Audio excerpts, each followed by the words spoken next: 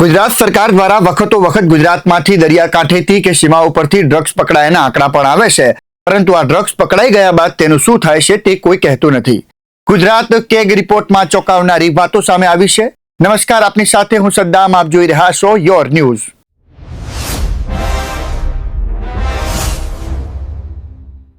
માર્ચના રોજ ગુજરાત વિધાનસભામાં નાણાકીય વર્ષ 2024-25 માટેનો કેગ રિપોર્ટ રજૂ કરવામાં આવ્યો હતો, જેમાં બહાર આવ્યું કે 12 વર્ષમાં પોલીસે પકડેલા ડ્રગ્સમાંથી 2332 કિલો ડ્રગ્સ ઉંદરો ખાઈ ગયા અને ચોરી કરી ગયા. વાત આશ્ચર્યજનક લાગે તેવી છે, પણ પોલીસ અને અધિકારીઓએ જ પોતાના ખુલાસામાં આવી વિગતો જણાવી છે. કરોડોનો ડ્રગ્સ ઉંદરો ખાઈ ગયા, તેના પર કેટલાય દર્શકોને વિશ્વાસ નહીં આવે, પણ આ હકીકત ચોપડે નોંધાયેલી છે. તમે કે હું આપણે જોવા તો નથી ગયા.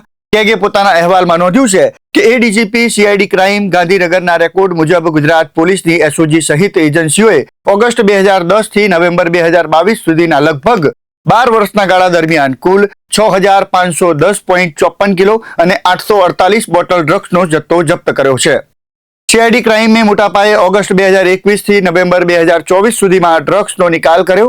જોકે ઓક્ટોબર 2022 થી જુલાઈ 2023 દરમિયાન નિકાલ કરાયેલો જથ્થો 4177.86 કિલો નોંધાયો.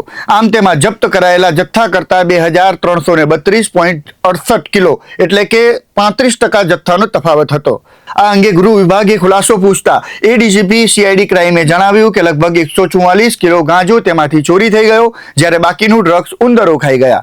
આ ઉપરાંત ગાંજો અને અફીણ લાંબો સમય સુધી પડી રહ્યા, તેથી તેમાંથી ભેજ શોષાઈ ગયો હોવાથી વજનમાં ઘટ આવી ગઈ.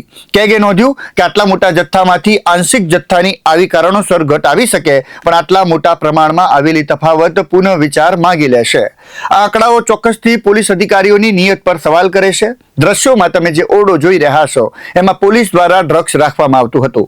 કેગ દ્વારા પોતાના અહેવાલમાં એક તસવીર રજૂ કરવામાં આવી છે, જે પોલીસ સ્ટેશનનો એક સાવ નકામો ઓરડો હોય તેવું લાગે છે. આ ઓરડામાં જ પકડાયેલું ડ્રગ્સ રાખવામાં આવતું હોવાનું પોલીસે કેગને જણાવ્યું હતું. ગુજરાતમાં દરિયાકાંઠેથી કરોડોનો ડ્રગ્સ પકડાય છે, છતાંય ગુજરાતમાં ઘણી જગ્યાએ ડ્રગ્સ વેચાતો હોય છે. ડ્રગ્સ અને નશીલા પદાર્થો યુવાનોની જિંદગી ખરાબ કરતા સૌથી મોટા ઝેર સમાન છે. આંકડાઓ અને પોલીસ અધિકારીઓની ચોપડાવાળી સુફિયાની વાતો ગળે ઉતરે એમ નથી, પણ અમે એવા લોકોને વિનંતી કરીએ છીએ કે ડ્રગ્સ બાબતે જેમ ગુજરાત સરકાર ઝીરો ટોલરન્સની નીતિ અપનાવે છે, એમ અધિકારીઓએ પણ ચોક્કસ બતાવવાની જરૂર છે. બસ આપણે આપણા ગુજરાતને ઉડતા ગુજરાત નથી બનાવવું. નમસ્કાર.